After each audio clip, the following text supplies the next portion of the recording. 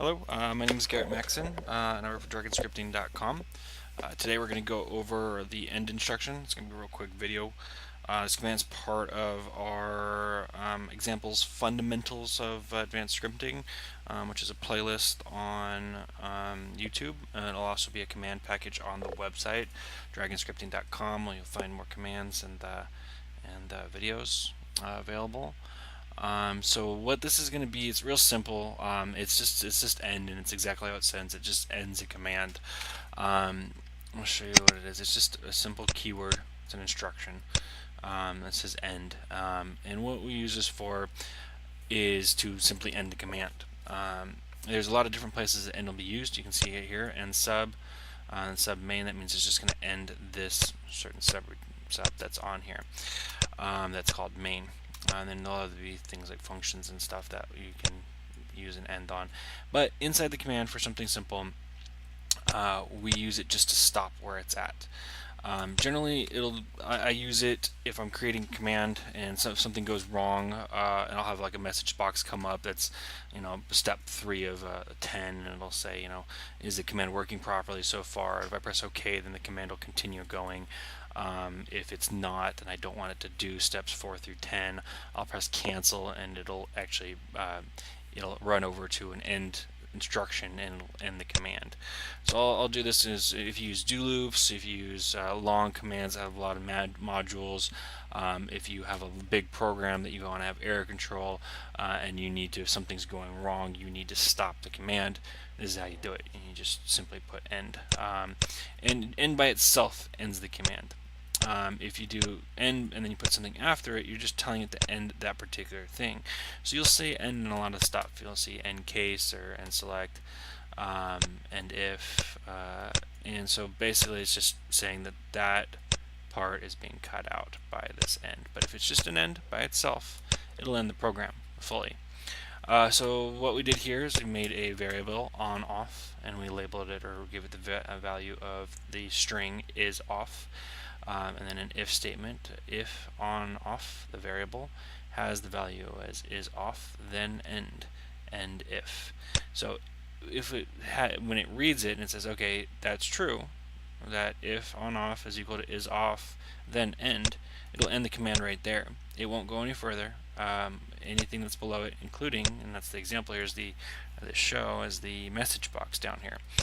When the message box is turned into something, anything else but is off, which we're just going to put is on or is off. This is just kind of a basic example. Anyways, it'll go on to the next part and it'll say that it's on, or it's anything, but is off. So if we turn it on right now, actually we'll just turn it on. We'll call it is on, and then it has been turned on. So it's skipping over this because on off is not true. On off is not equal to is off, it's equal to is on. So it skips by this if statement, which there's more on if statements in another tutorial, and it goes straight on to the message box.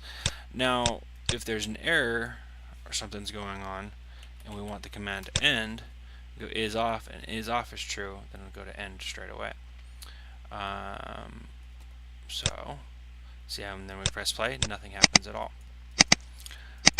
So this could be used as a checker of things if something's supposed to look a certain way. You can also use a go-to here instead, and then that way we'll go to end command, and okay, so we'll just call this end command, and we'll call this end command. Okay, and then we'll put end here.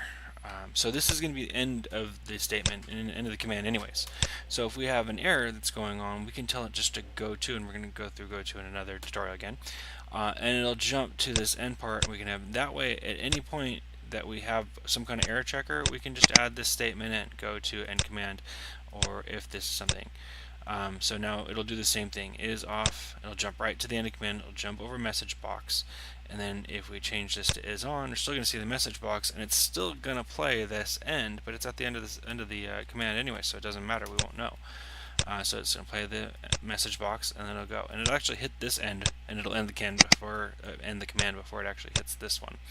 So this is another way you can just use this in places,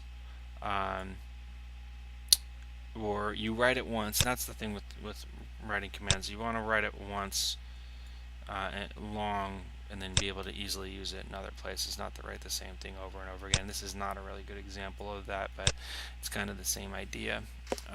Hope this is helpful. Pretty straightforward. I'm trying to make it more complicated than it is. If you want the command, that's how you do it, or remote command to end, that's how you do it. So thank you for watching. Please give us a like on the video or give us some feedback, what you think, if anything's confusing. Let us know. Also, please visit our website, dragonscripting.com, for more commands and tutorials. We also have a mailing list. I'm trying to get that up and populated so we get our news out there. All the latest stuff will be up on that on the mailing list all the time. So thank you for your time.